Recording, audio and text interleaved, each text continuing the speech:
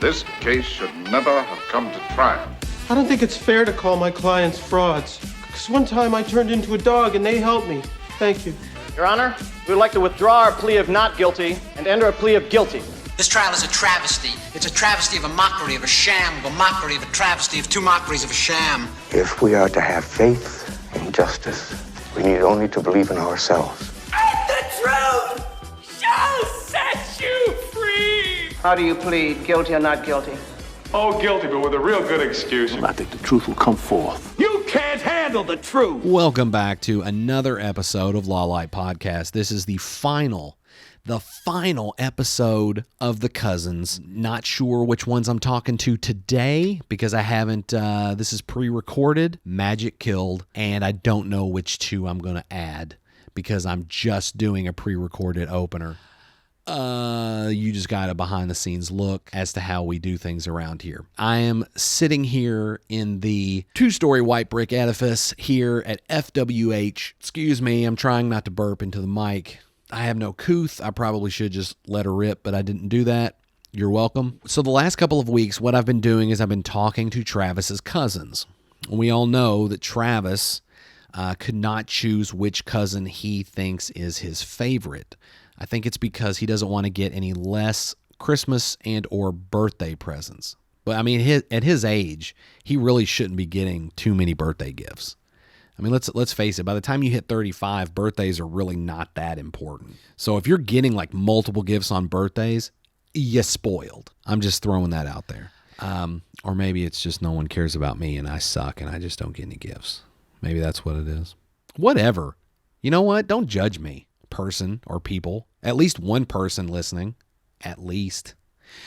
It has been my responsibility to sit down and talk to Travis's cousins and try to decide who I think is the most interesting of the six. Of course, this is Cheyenne, Ernie, Shane, Lisa, Sarah, and Darren. All the interviews have been done up to this point. And what's about to happen is you're going to listen to two more. Count them, two more. The last two. And I'm sure by now you're ready to be moving on and finding out who we think, or I should say who I think is the most interesting, which next week, that's what we'll be discussing, is the cousins. But I think that's the cool thing about podcasts is, let's face it, before today, you had no idea who any of these people were and who a couple of them are. They're just people going on about their lives, just like the other 329 million people in this country, or, 6 of the 8 billion that we have worldwide. You don't know who they are. They're total strangers to you. But now we're about to immortalize them through this podcast. So one day, their ancestors can look back and go, wow, Ernie, I didn't know that. Or Cheyenne, yeah, she had Crohn's disease. Interesting. So anyway, we are now going to listen to the final two interviews. I want you to enjoy, and thanks for listening. Hello? Darren. PJ. Hey, how are you? I'm great. Good to hear you. Cool. I hope you are ready to waste your time. I'm ready. Give me a 60 to 90 second summary of who you are. Geez, 60 to 90 seconds. Okay. I don't even know where to start. No, it's no easy feat. Graduated back home in Fredericktown, Ohio, 88. Went to the military, 4 years in the Navy. Got out, went to work at a wood shop while I went to college. Got my degree in civil engineering from the Ohio State University. Worked in engineering until about 2010. I'm not putting dates on any of this, but anyway, 2010, moved to Florida. I have a son who's almost 21 and a daughter who is almost 18, Jack and Emma. Unfortunately divorced, or almost divorced, going through that at the moment. I'm sorry to hear that. That's the sad part, but we move on. I went through it last year. I feel Yeah, you. It's a rough thing. Anyway, been able to get back in touch with my family. Now I work here at Pepsi. I've been at Pepsi. Oh, okay. In their maintenance management department here in Orlando since 2013. We moved to Florida in 2013. I am a born-again Christian. I love Jesus as my Savior. That's my first loyalty. I don't do a lot of politics. I follow politics, but my first mission is to make disciples of all nations. And Absolutely. everything I look through the lens of the Holy Spirit. The Bible is God's word, so that's where I'm coming from. I don't know if you listened to the episode or not, but I I did. recently got baptized and everything. I did. So far, I suck as a Christian. We all do. We all do. Oh, I know, but I that's the really secret. suck at it so far. So it's I'm hoping to get better. I'm hoping to Hey, get better. we're all hoping to get better. We're all a work in progress. Trust me. I keep being told that. Welcome to the family. Welcome I to the appreciate family. it. What do you do for Pepsi? I work in the maintenance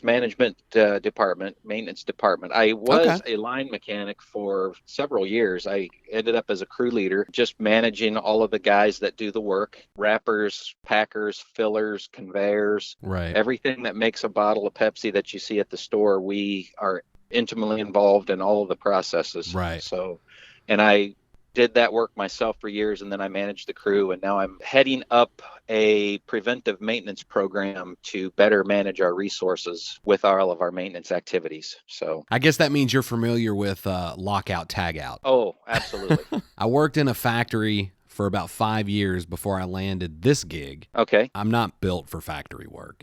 For me, for the type of person I am, being creative, it was soul sucking. Right. But yeah, no, then this came along, and believe me, I could not get out of there fast enough. I actually clocked out on my last day and took what essentially was my last occurrence, which means had I come in the next time, which I wasn't going to, I'd have been fired. So, that's how quickly I wanted to get out of there. Moving on to the next question. Yeah. What's your biggest fear? Boy, these are tough questions. Well, I have one thing, but I won't say that. Well, now my curiosity is it because it's inappropriate or no, or is it embarrassing? I'll just tell you that my biggest fear right now is not being able to speak to my children. That's my biggest fear. Really? And that's just a very soul-bearing statement. Absolutely. I mean, you got the honest, rough, the real thing there. So I'm assuming that has to do with the current, like, the divorce situation. Yes, and I apologize for the seriousness of it. Oh, no, It's you're supposed fine. to be a lighthearted thing. No, I love it when someone brings the mood down. It's great. Yeah, right. It's what we need more of. Look, believe I completely understand. I went through a divorce myself last year. You used the word unfortunately. For me, it was more fortunately. I was married for 18 years. Mm-hmm. We were together for over 20. And yeah, it was not a good situation. I don't think they ever really are, but I can tell you, as someone who has gone through it, things do get better. I believe that's true. Things have gotten better a little bit already. You know, once the whole pressure thing is off, then it's an exercise in faith, right? Absolutely. That's where I was actually going to go next. I think through prayer, exactly. Leaning on God. Now, I really did not have that at the time going through that. Looking back now, I kind of wished I had. I had a lot of other people praying for me. That was what helped me get through that situation. I did have Leslie, and she's very steeped in faith, so I had her to lean on as well. Yeah, so, but I can promise you it does get better. I'm looking forward to it. What is what is the last lie you told? Whoa. You're getting all the these serious, are hard questions. tough questions. This was one that you needed for Shane. Oh my gosh. You know, he would be able to write the book on that. You're the last one I'm interviewing and not the first one to say that. I have an example, Okay. and I felt bad about it. There was a guy at work. His locker was right next to mine. I ran out of uniforms, so I took one out of his locker, and I wore it. Somehow it came up that he asked me or something, and I denied it. I said, "Oh, I don't know what happened." And you know, you wear them and then you throw them in the laundry hamper, and that really bothered me. And I was like, "Dang it!" And I actually went to him and I said, "Listen, I'm sorry. I was not truthful with you." And he blew it off, and it was fine. That is so funny. It's one of those things where it's like, why would I not just tell him what was the deal? You know. It is kind of a weird thing to lie about, but it is. In essence, you stole another man's clothes. Well, that's exactly what you did. I was borrowing the clothing. So you had every intention of giving them back. Absolutely would have been returned freshly laundered in good condition. Right. So Now, so do you all have your names on said clothing? We do. So once it got laundered, that exact uniform that you wore would find its way back to him? It would go right into his locker. And okay. He worked a different shift than me. So if I was wearing his name tag, nobody's really going to, right. Nobody really pays attention, That's funny. I guess he keeps his locker locked at this point. I don't know. Maybe. I work upstairs now, so I don't really change into the uniforms anymore. But yeah, that was kind of funny. And he blew it off. I mean, we're still good friends. I would hate to see what would happen if he had a pair of underwear in there.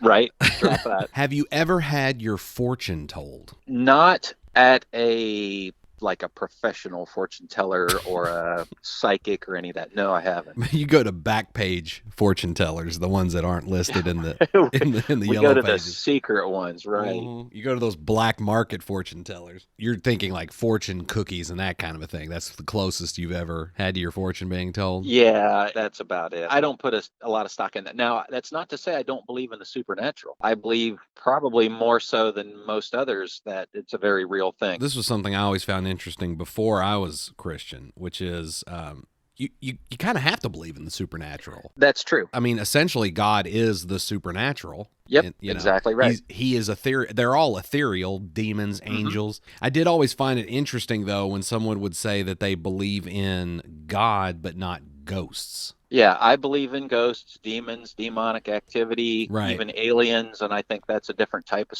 supernatural force. Absolutely. I'm really tipping my hand now, but yeah, and this is the type of stuff that I could talk at length about. Oh, so. Same here. I'm a big horror fan, so yeah, anything I'm that's fascinated with all of those Bigfoot, any kind of cryptid, oh, yeah. Chupacabra, the Jersey Devil, I am well-versed on all that. I'm assuming you're the same. Yep. That's awesome. Into all of that stuff, yep. I'm going to have to do a podcast episode where I bring you on and we just talk about these things. Oh, I could be all into that. Yeah. Did you ever watch the show Monster Quest when it was on? Now, how long ago was this? They had, I think it was 4 seasons. It was on the History Channel. It was like 2016, I think 15 through whatever 4 years later is. I'm terrible at math, but yeah, with my sort of situation, I worked almost all the time. I worked nearly 80 hours a week, and holy crap! There for several years, and it was several years. I basically didn't have any existence outside of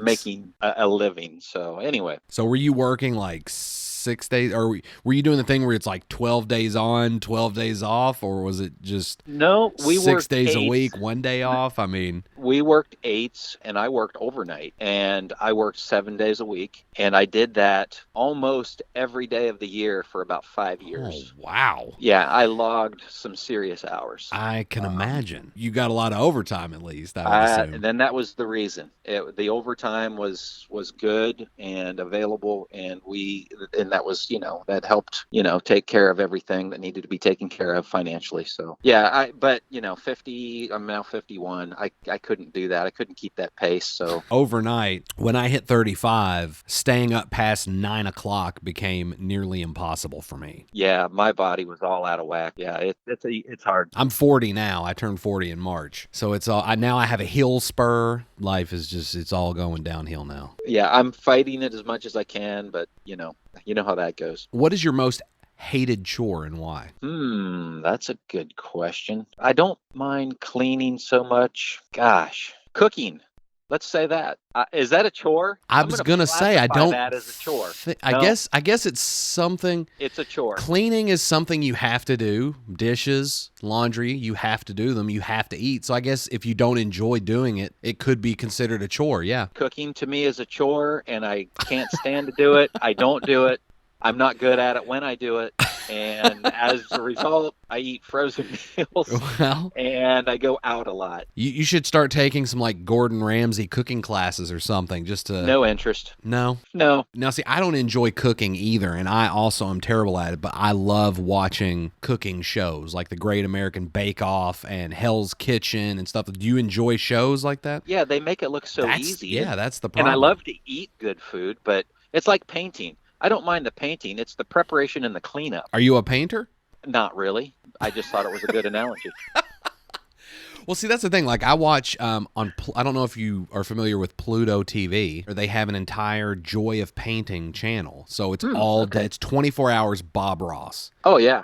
I'm familiar with Bob Ross. Yeah, I could sit and watch him paint all day, but he Yeah, will it's talk. amazing. He talks at length about how easy it is, and I'm thinking, no, it's really not that easy. But then he'll have shows where people write in, and the stuff that he's talked all season about how easy it was, he's like, oh, one of the questions we get is like, making trees is so hard, but I can't tell you how many times he talks about how easy it is to make a tree. I'm thinking that's where talent comes in. Exactly. If you have the natural talent, it's like anybody that is well polished at what they do. It looks easy. You watch guitarists. Absolutely. It looks simple. I mean, I could be able to pick that up and make my fingers do that. Yeah, okay. Well, you got to be able to do that and make a weird face at the same time. Yeah, that seems that's true. Like Joe Bonamassa, he's one of my favorites. If money was no object, what would you buy? These are tough questions. I don't know. I would probably set my family up. There you go. I'd pay off everybody's, mortgage, make sure all the kids had college money. I would provide the security of my family. That's what I would do. We'll pretend that I'm family, and then you can Yeah, have me pay you're off in. my house. If money is no object, you're in automatically. Yes! Now we just got to get you playing the lottery. I don't play, so you can't play if you don't win. You can't win if you don't play. Is that how you... Yeah, I think both of those. What's one thing most people don't know about you? Wow. Did you ask these tough questions for everybody else? Or Oh, yeah, I mean, yeah. they're different, but still... It's a mix. Wow, you're going to have to leave a lot on the cutting room floor for this one. Well, the tough thing about a question like this is what's one thing most people don't know about you is it tends to also be something that you don't want people to know. Right. So I'm kind of filtering everything out. Right? Oh, absolutely. Look, only tens of 15s of people are going to hear this. Well, almost none of them know me, right? Right. None of them know you, and they all probably have bad memories. I honestly cannot think of anything. Most people don't know. I mean, because really this question would almost be for something that someone who knows you wouldn't know. Because as it turns out, everyone listening to this right now, aside from your family, doesn't know any of this stuff already up to this point. Right. So you could just say everything that I've said up to this point, no one who listens so far knew about that. There you go.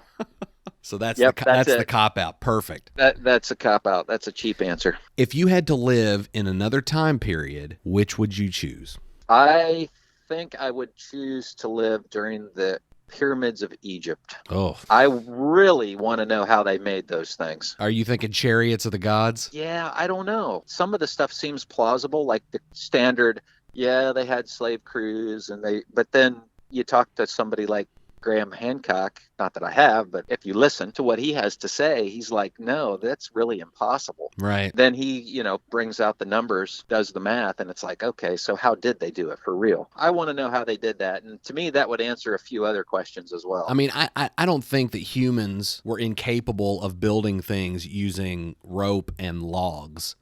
However, when you look at where they were having to get their materials, and some of them were from like 600 miles away. Right. I mean, first of all, how did they know they had to go 600 miles from there to obtain said materials? Right. And secondly, how long would it have taken you to go 600 miles then? There's no means, well, I guess you have horses, or camels. With the time duration that you mentioned, the Great Pyramid has how many 2.5 million blocks? I can't remember the number. Right.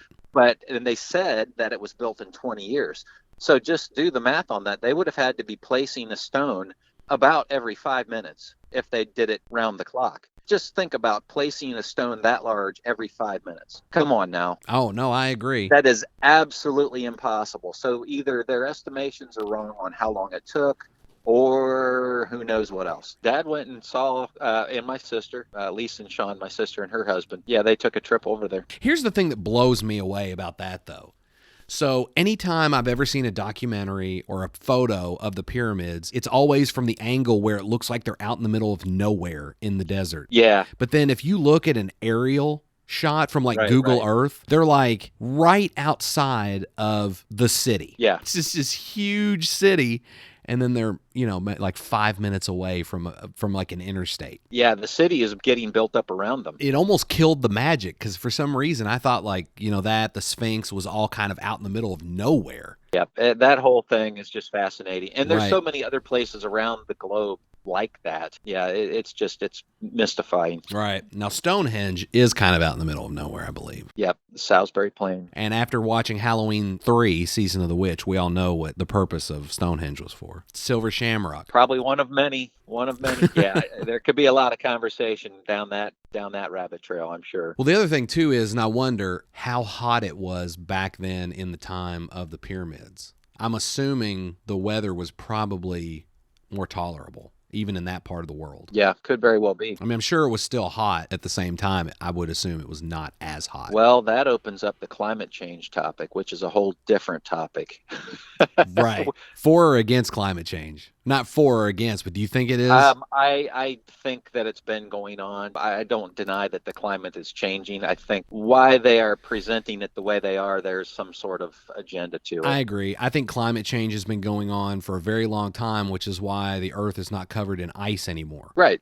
It's been naturally changing. Now, I'm not saying that we haven't sped up the process and making the Earth hotter. Yeah, I think it's been hotter in the past and then cooler and then hotter and then cooler. And I heard recently that the ice sheet on Greenland is thickening again. Oh, really? Now, I didn't dig into that to really see what the source was and Elon Musk. to confirm it or anything. But yeah, and that's the other thing. It's hard to really pin down what information is actually, valid. Well, somebody sent me, I say somebody, my ex-wife, sent me a link yesterday wanting me to look into, there was something about the government was going to be giving some kind of new stimulus checks, like $750 checks if you had kids. And she said, hey, I haven't had a chance to look at this. And she sent me the link to the website that was talking about it. Mm-hmm. And when I went to the site, it was a site called America.com. That sounds shady just right out of the gate. Right. And that's my problem with nowadays is so many people share things or post things off and it'll be joeblow.org. Right. I have a really hard time taking America.com seriously. That might just be me. You should send them some money. They would be able to get maybe a different domain name. Well, all my money goes to Alex Jones. So excellent.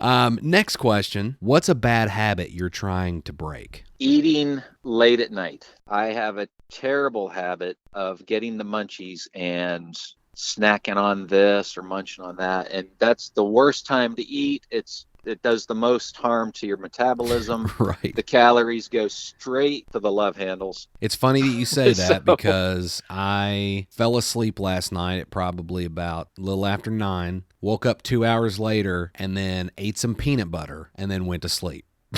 So, boy, isn't that good though? I mean, that is just... and now I will say it's natural peanut butter. Okay, good. So it's like healthier peanut butter, but I still think it's probably not meant to be consumed in the middle of the night. I mean, every now and then, it's fun to splurge. Absolutely. I've been getting into this bad habit, and I got to stop. Well, when you said that, the first thing that came to my mind is, and I don't know if you've caught these memes on social media, but it shows like there's several of them, but one was I've seen this one where it's like a monster at the refrigerator in the middle of the night, and he's eating shredded cheese out of a bag, and the meme says "me at 3 a.m." Yep, that's it. And I'm guilty of doing that as well because I love cheese.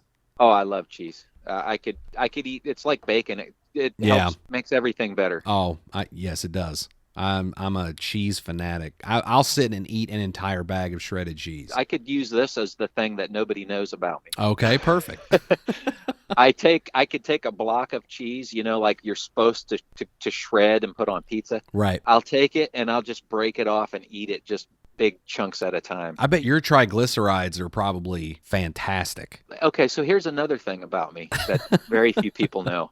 This has started taking off. I hardly ever go to the doctor. And I mean, to say like I haven't been in 10 years. Wow. Do you ever get sick? I never get sick. You're like Bruce Willis from Unbreakable. I have been very blessed. It sounds like it. And we do at Pepsi, we do like a blood screening every year where you go and they take your blood and you get like points for it. And, you can use it to spend on, like your insurance. It adds money to your account, like a spending account. So I do that. And my blood work always comes back pretty good. I have slightly high blood pressure. Beyond that, I'm just very blessed. Well, congratulations. Yep. It's good genes. I'm sure it's good genes. It must be. I've been blessed. That's all I can say. All right. Well, this is the final question. What is your favorite memory of Grandma's house? Of Grandma's house? Oh, see, now I had a perfect one, a memory of Travis. Now maybe we can share that as an aside afterwards. But okay. Grandma's house? I mean, we played so much wiffle ball. My favorite memory is somebody had to have mentioned this. Did somebody mention the pantyhose? I talked to Sarah before you, and she mentioned the pantyhose. That has got to be my favorite memory, and that is such a bizarre thing. She told you the story probably. My grandmother saved all of her old pantyhose, right? Right, which I thought was a bit bizarre, but... It's a bizarre. I don't know why. We all have our things. I mean, there were hundreds of pairs of pantyhose, and we stretched them all over the basement. I know you heard the story. Then when everything was just crisscrossed everywhere, we thought, what a great idea.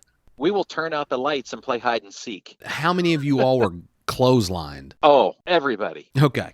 Beyond that, we didn't just play hide and seek. We played hide and seek where you had to run to the base if somebody found you. She said that you all were running through the pantyhose and they were like hitting things and they knocked a bunch of like jars off of a shelf and Oh yeah, that was the big crisis. We got into some serious trouble. I can imagine. We all got into trouble, but that's probably my favorite memory. All right, well that's it. You got 2 more minutes? I'll tell you my Travis story. Yes, let's have it. We used to love going to Cincinnati Reds baseball games, and we went down, I believe it was for a doubleheader. We went down to Cincinnati Riverfront Stadium. We had to be, I don't know, 11, 12, somewhere in there. So this is like 81. And we were sitting there in our seats, and Travis was a huge Dave Concepcion fan. I mean, he had the glove. He would, imitate how Davey would play. He was just completely in love with this guy. So, and he was really good too. That was back in the day when baseball was good, in my opinion. Right. We're sitting there, and Davey Concepcion gets ready to go up to the plate to bat, and he starts walking, and Travis hollers out really loud, "We love you, Davey." I don't know if he heard Travis or if just by chance somebody called his name or something happened. Dave Concepcion turned around and looked. It looked like he turned around directly at us. Travis lit up like a Christmas tree. He was so happy.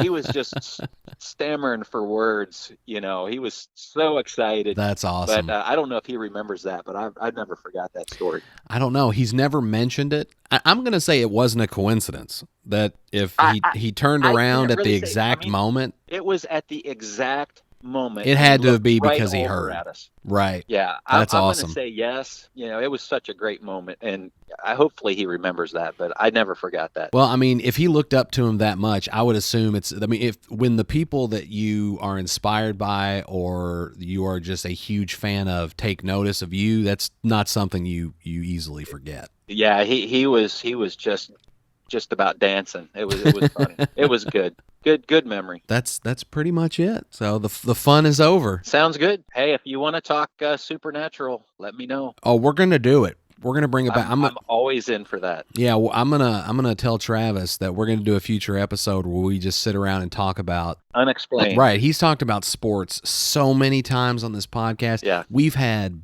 March Madness episodes. We've had right. Super Bowl episodes, and I don't give a crap about any of that stuff, which is I think what makes it entertaining. It's a very eclectic mix. Right. I appreciate the different things you have. Yeah, it's definitely interesting. To say the least, and it's a law. That's the funny thing. It's a law-based podcast. 10s and 15s of people love it.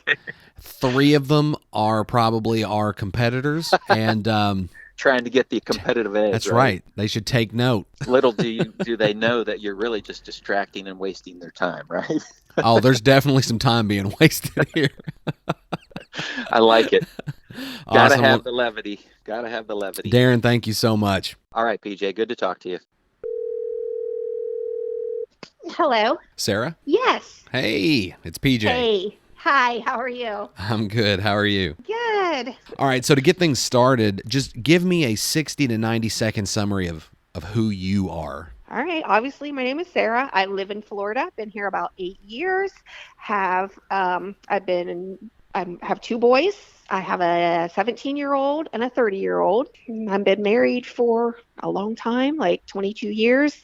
My husband is a police officer, and I work in the medical field. Okay, cool. What do you do in the medical field? I work at an imaging center. I actually am just one of their schedulers. I just go over all their medical history with them and schedule their exams. Oh, okay. So you don't actually do like MRI imaging, that kind of a thing. Nope. I just get all their information together and schedule it for them. Okay, cool. So what's it like being the wife of a police officer? Is that nerve-wracking? Well, it used to be really bad because he used to be out on the road all the time. He got promoted. He's a supervisor now, so he's not out in the field near as much. He's just supervises his whole unit, so he's not out as much. So it's not bad now. But when we lived in Ohio, he was actually on the road, and he was a hostage negotiator. Oh, wow. Yeah. So he was out doing that kind of stuff all the time, and that was really scary. Jumping right into the next question. If you,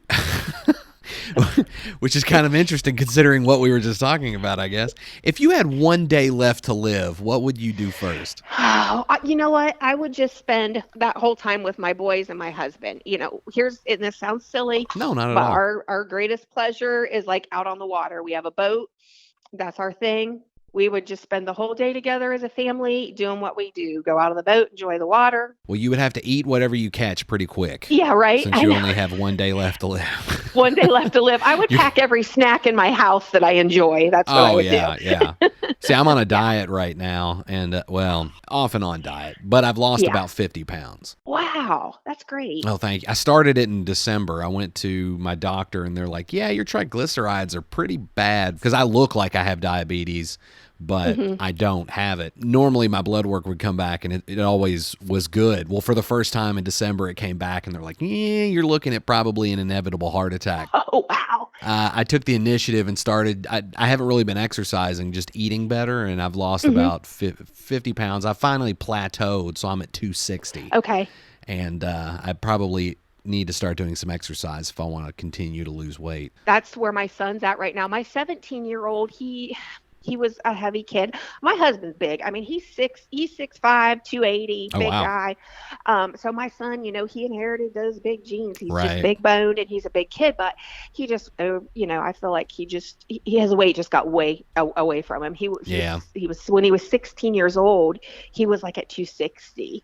And so he was just like, my son, he did this on his own. We never pressured him about his weight, but unfortunately at school, people would make comments, and it really hurt his feelings. So he just took the initiative on his own to do it. And he's lost 85 pounds so far in a year, in a little less than a year. That's awesome. Yeah, he looks great because he's tall anyhow. So, I mean, he's still at 170 or something like that, but he looks good. He looks thin because he's so tall, and he looks great. So I wish I had that initiative. I was so proud of him because, I mean, like I said, we never said anything to him. I mean, we were all like, we wanted to, but we didn't want to hurt his feelings. And he took the initiative on his own to do it. So proud of him for that. And this is the 30-year-old? No, this is my 17-year-old. Oh. Yeah. Okay. Well, then, yeah. So, and so he still has a metabolism. Yeah. Whereas, he does. Mine is gone. I know, so's mine. I can't lose a pound, it seems like. So has it been a mix of diet and exercise, or just diet? He cut his portions out. He cut out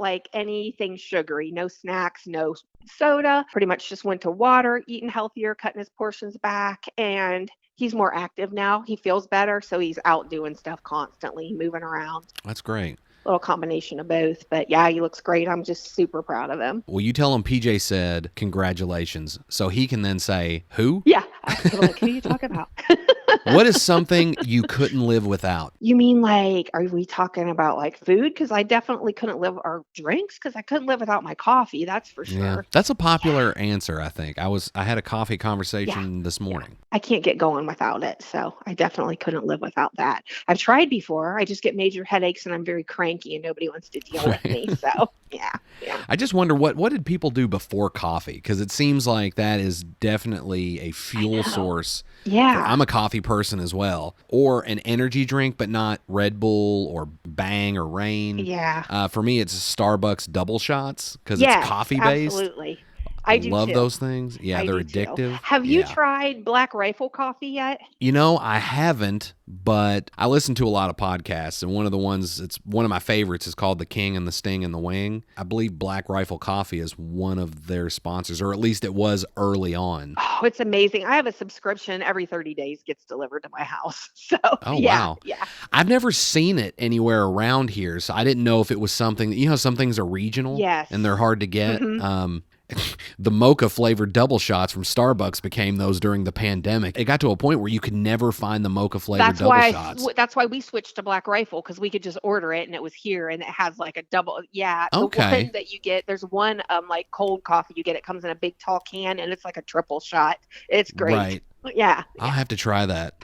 Now I do like Monster. Monster became my substitute, but it's not as tasty. No. So Black Rifle has They like a do. mocha flavor. Yeah, they have a mocha coffee? flavor. That's what we get. That's what we have sent here every month. Well, this podcast episode is inadvertently sponsored by Black Rifle Coffee, There you go. but they've given us no money, so technically not sponsored. No, I'm trying to get them to sponsor my son, because he does the younger one, the one that's 17.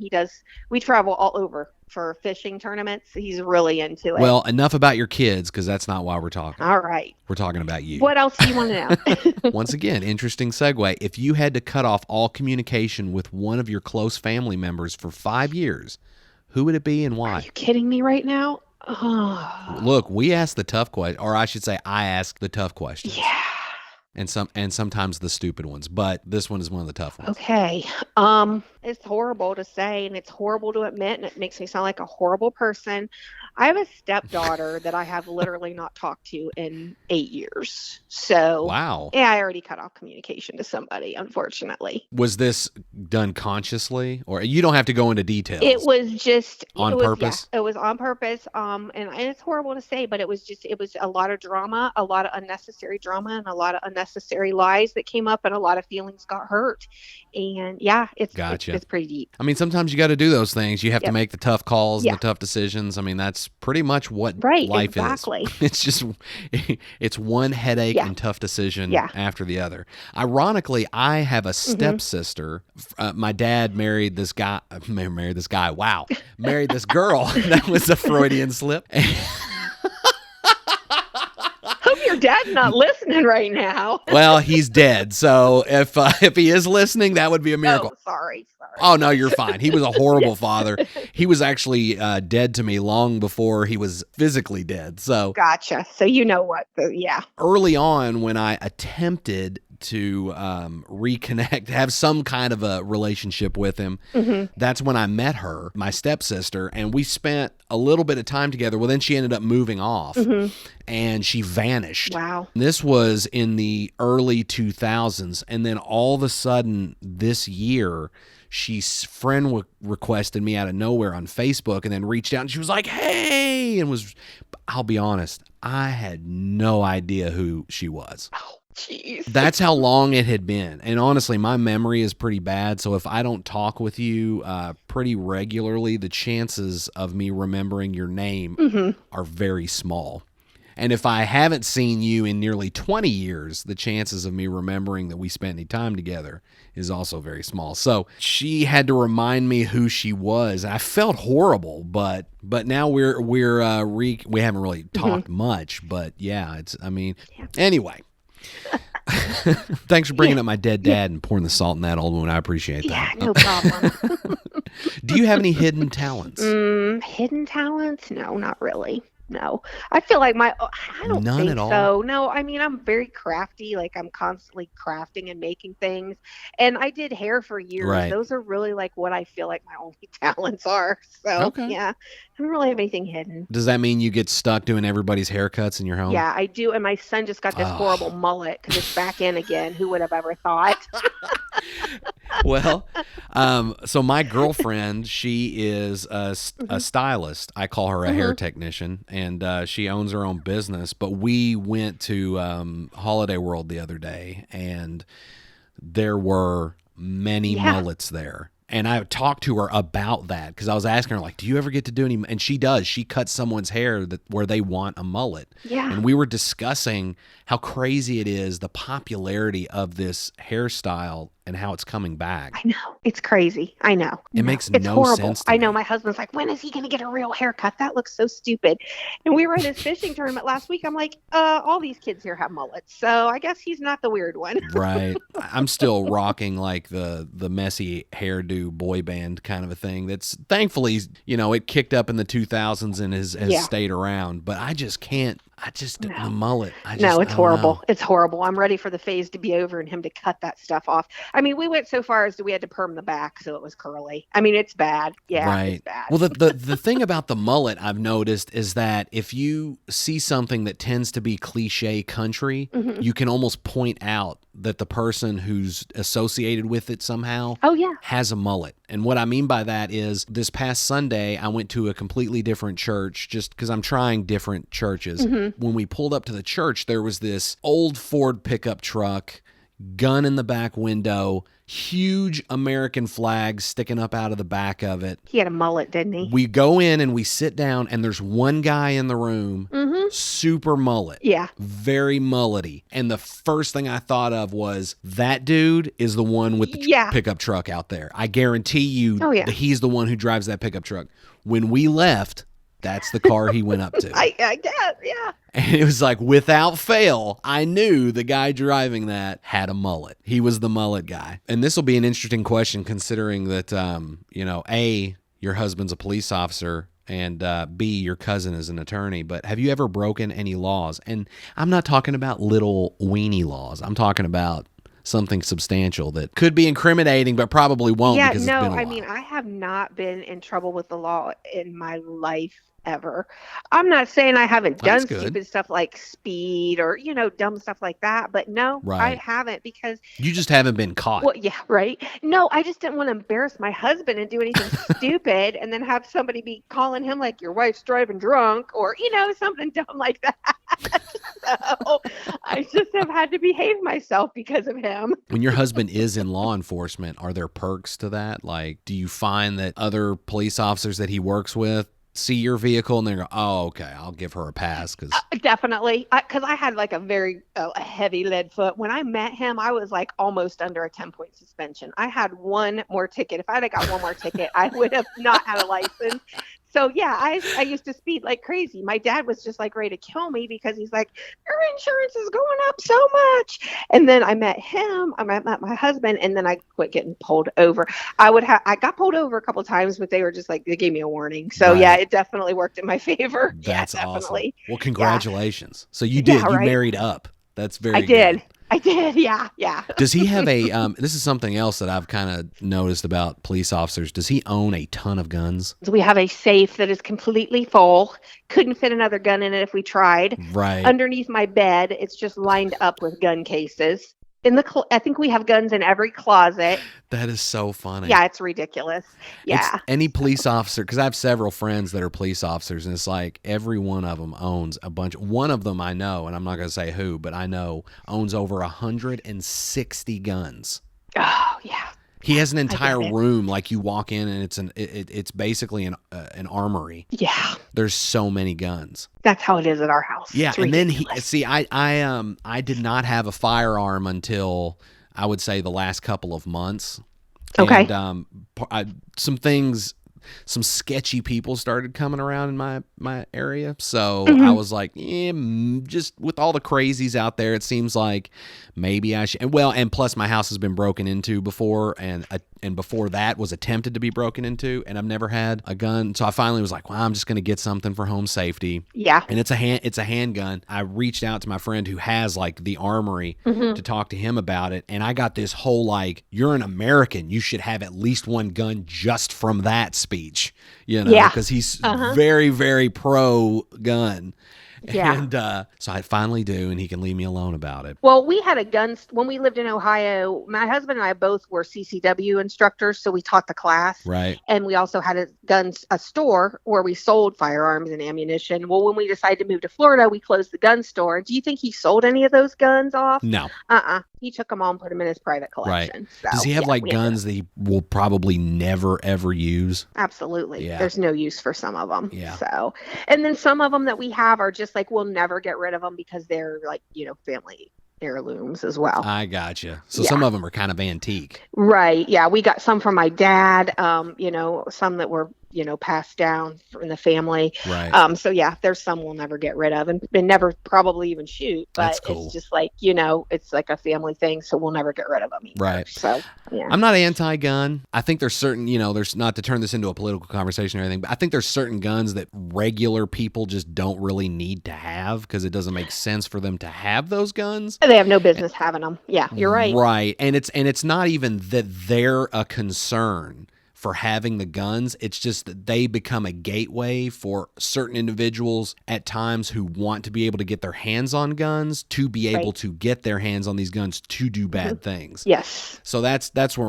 but I think as far as just regular handguns, shotguns, stuff like that, I think anybody should have access to those, should be able to have those. It's just certain types of guns. Right. I agree. But at the same time, I also have the Burt Gummer Tremors philosophy where it's when you need it and don't have it, you sing a different tune. Right. So I do kind of look at things that way because you never know when an underground monster is going to show up, and you do need an AR-15. So right. Who knows? Yeah, you're right. I agree with you.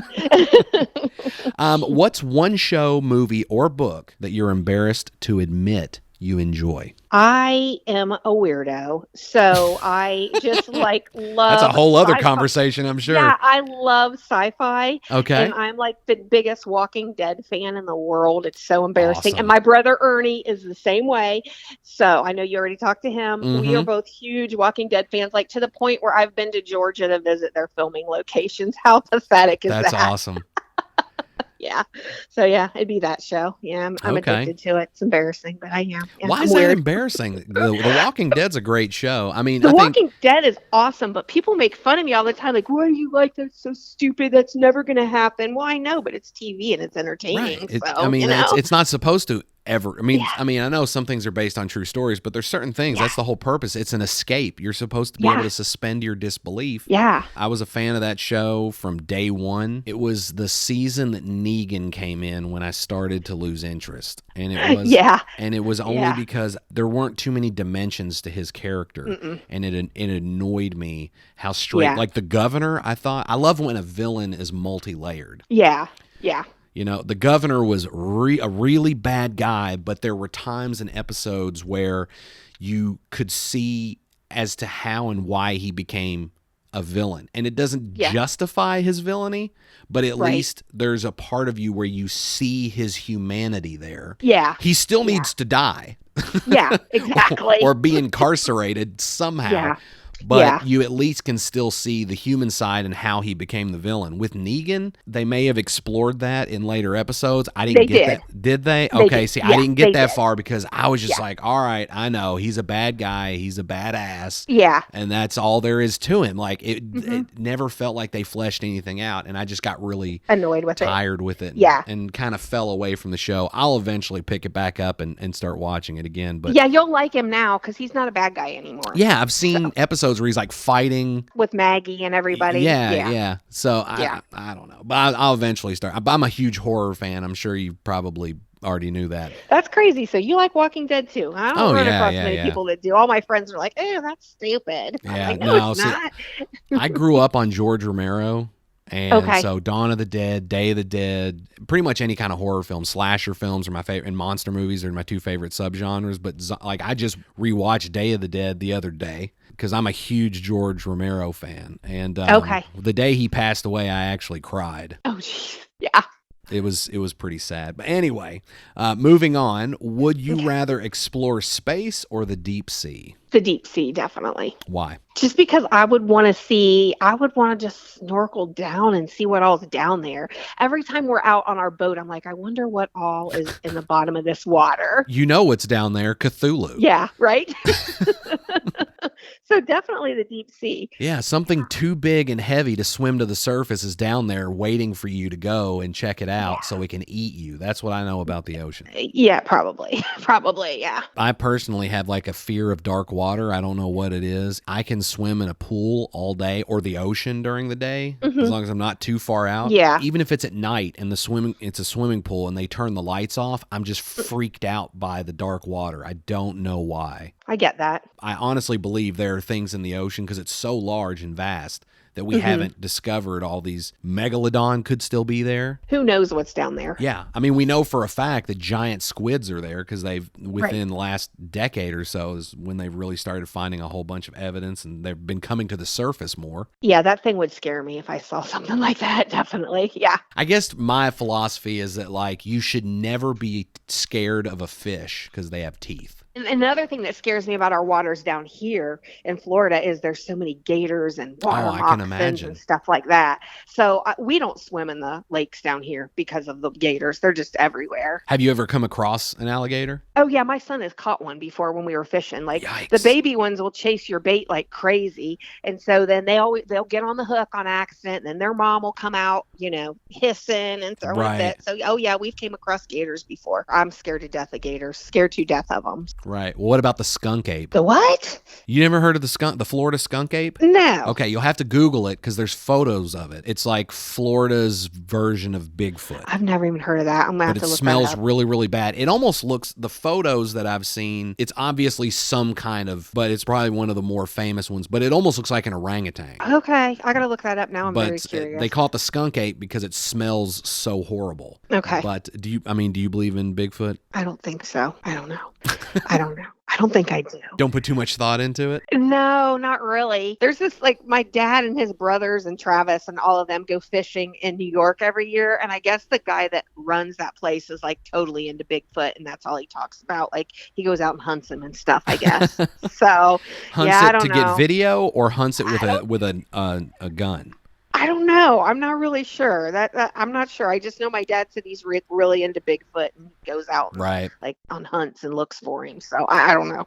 I don't know. I believe Bigfoot is real because it's to me it's just an animal. Mm-hmm. I understand why people are skeptical about it because you would think by now there would either be really great video footage of it or they would have caught one regardless of how elusive it is. But then again, we still find even some large animals, like different types of wolves and things that we didn't think existed or didn't know existed or were supposed to be extinct. So I think it's always possible that Bigfoot is out there. But I've always said that if I was ever out in the woods and I saw Bigfoot and I had a gun, I'm just going to shoot it. Definitely. And then everybody would believe it, Then right. It'd be put to rest. The theory would be over. I mean, I know it's horrible to think because it could be a gentle giant and it doesn't deserve to die. And I know that they've done interviews with hunters and things who have said, well, I didn't shoot it because I thought it was somebody in a costume or blah, blah, blah. Mm-hmm. Yeah. Well, just go ahead and shoot it. Even if it turns out to be somebody in a costume, you could say, well, they were running at me and I was scared for my life. I was scared for my life. Yeah. Right.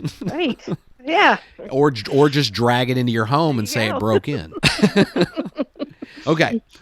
What is the weirdest food combination people eat that you just cannot stand? Okay. Weirdest combination of food. I cannot stand tomatoes at all. They just gross me out. And my husband and son love them and they eat them on toast with just mayonnaise. And I think it's so disgusting. That actually doesn't sound bad. They do. They like it. I think it's gross. But yeah, that's weird. Just because it's tomatoes, only because you don't like tomatoes in general. Yeah. And then they put mayonnaise on it. It's just weird to me. I don't know. Do you not eat pizza since it's tomato sauce? Okay. I don't have a problem with like tomato sauce, like spaghetti or anything like that. But just like regular tomatoes, I won't eat. Now, if they're cooked and they're in something else, like chili or something like that, I'll eat them. But raw tomatoes, no, never. So you always have them taken off a burger if you get a burger? Yes, absolutely. Okay. Even tacos, anything, no. Wow. No raw tomatoes for me. So yep, That's that's interesting. my thing. Yeah. I know people who eat Wendy's Frosties and they dip their fries in the Frosty. That's disgusting. Every too. person is the same. They go, well, have you tried it? It's really good. I'm like, I don't want to try it. It's potatoes. You're dipping potatoes in ice cream. Yeah, no, that's That does gross, not. too. Yeah, that doesn't go together. Nope. Now I do like pineapple on pizza. I do too.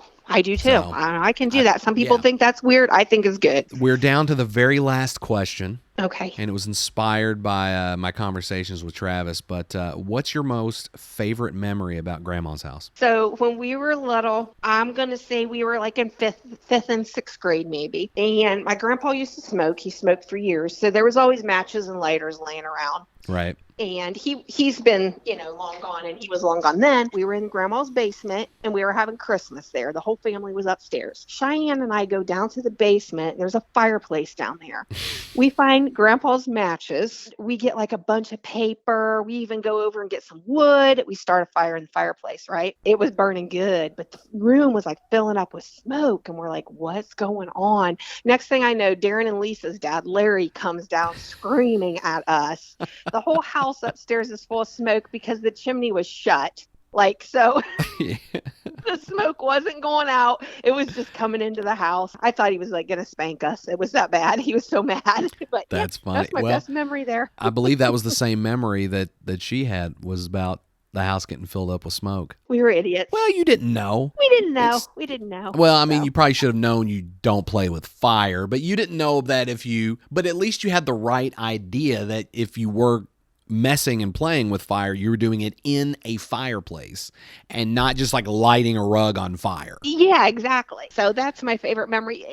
That, and also, did any of the cousins talk about the pantyhose that we had stretched all the way across the basement? No. Oh my gosh. I don't know why. We have no idea why my grandma had so many sets of pantyhose. She had hundreds of them. Sounds like she didn't after this, though. Yes, she didn't. We took them out of this bag and stretched them and tied them across the whole basement. And then I think we decided to do something like play hide and seek in the dark. And we were running into them and knocking stuff everywhere. And we knocked over like a whole thing of her canning jars, and they just shattered everywhere. So yeah, so that was another good memory. That was funny too. That actually sounds like a lot of fun. We were horrible as kids. We were always into something with all of us. Like what one person didn't think of, the other one would, and we were just always doing. We had to have drove our family nuts, as crazy as we all were. That is so funny. But no, we all have great memories there. All of us do. Yeah, it sounds like a really special place just from everything that everyone has told me and what Travis has told me. So yeah, that's the end of the road for us. Okay. But I really appreciate you letting me steal your lunch break to talk to you about all this. No problem. Oh, man. I hope you thought those were great. I know I did. But seriously, that was the last two interviews that I did with Travis's cousins. Honestly, I want to take a second and thank every single one of them for taking the time to sit down and talk to me. A total chucklehead. They didn't have any clue who I was. Well, they knew who I was, I guess, through the podcast. I mean, I am kind of a local celebrity and now international because of this podcast. Well, in my film work. I was international before this podcast. I mean, I'm not going to lie. But now, before, I would say a couple months ago, Travis's cousins didn't really know much about this podcast, and now they're all super fans. Well, except for Shane. I hear that Shane doesn't actually listen to the podcasts. He just gets updates from everybody else. Shame on you, Shane. Shame on you. But now, I'm going to have to take the time to sit down and really think about who I believe is the most interesting of the cousins. But regardless of how this turns out, I really do want to thank you all for listening, for tuning in, for checking out the other episodes, and like I said, for giving me the time to sit down and kind of talk to you and find out who you are as a person, regardless of how stupid or ridiculous the questions ended up being. And I want to thank all of our listeners who check us out every week, who tune in and who are just chomping at the bit to hear our sexy voices. Because if I'm being honest, I have a great voice for this kind of a thing, but I don't have a great face for life. Genetics did not work out in my favor. That's why I had to work on my personality. You're making me sad. Anyway, check us out on all the different platforms, our social media platforms, Facebook, Instagram, Twitter. FWHlegal.com is where you can also go and you can chat with us on our little robot chat service thing. I don't really think it's a person that you talk to, but we will get back to you. And if it's a matter that we can't help with, we almost always refer you to someone who can help you. And I think that's one of the things that's so great about Foreman Watson Holtry is that we're in the customer service industry, and we're about helping people, and that's what we do. And that's what we will continue to do. We'll give you quality legal service. Call us at 270-4INJURY or go to fwhlegal.com and chat with our robot, and we'll help you. But until next time, thanks so much for listening. A goodbye. This case should never have come to trial. I don't think it's fair to call my clients frauds. Because one time I turned into a dog and they helped me. Thank you. Your Honor, we would like to withdraw our plea of not guilty and enter a plea of guilty.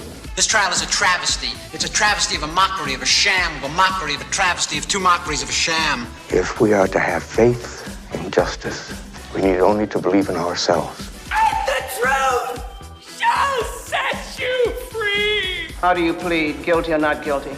Oh, guilty, but with a real good excuse. I think the truth will come forth. You can't handle the truth!